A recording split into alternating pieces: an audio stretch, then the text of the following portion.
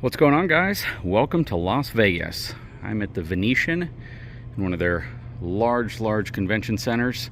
I was invited here by the folks over at Jayco to showcase some new models. This is really cool. This is typically a dealers only event, but they invited me out so I could take a look at the all new 2025 Jayco lineup.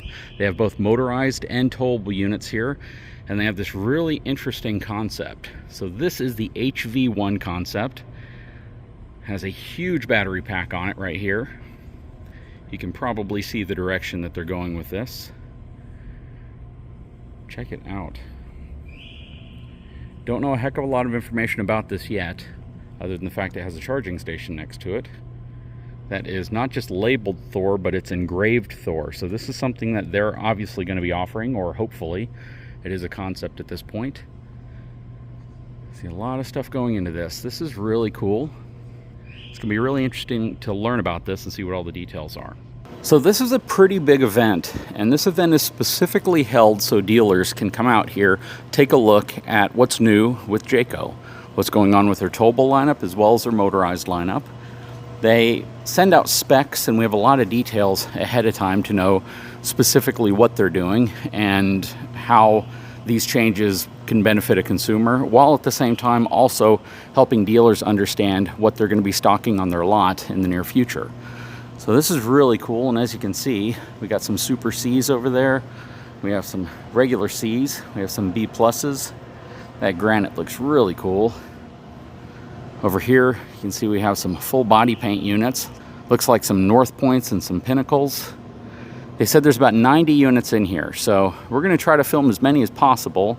I'm actually a big fan of Jayco. You know, it's kind of funny, whenever you talk about Jayco and you've been doing videos like this, folks oftentimes will post this really old video of them putting together a really low-end stick and tin Jayco unit, and they say, look how poorly these things are built. When they took a video that was originally much longer and they kind of compressed it down, and they're talking about the assembly process of stick and tin units and how you have to kind of move them down the line very quickly.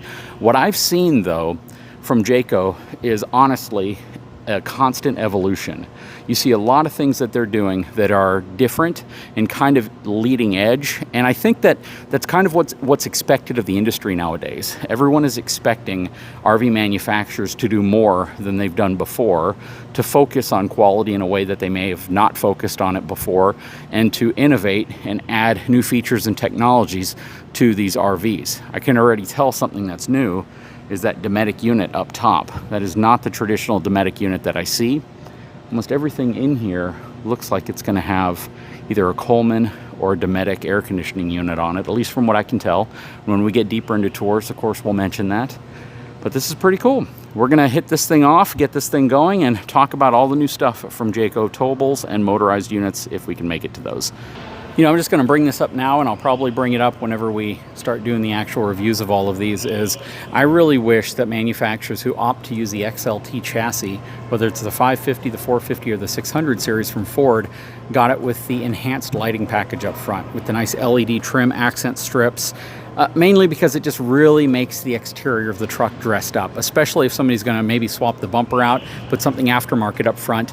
Because moving from this headlight to the upgraded headlight aftermarket is ridiculously expensive. And when you can bake in, you know, a couple $1,000s into this product, so somebody who gets it automatically gets that better lighting, I think just makes sense.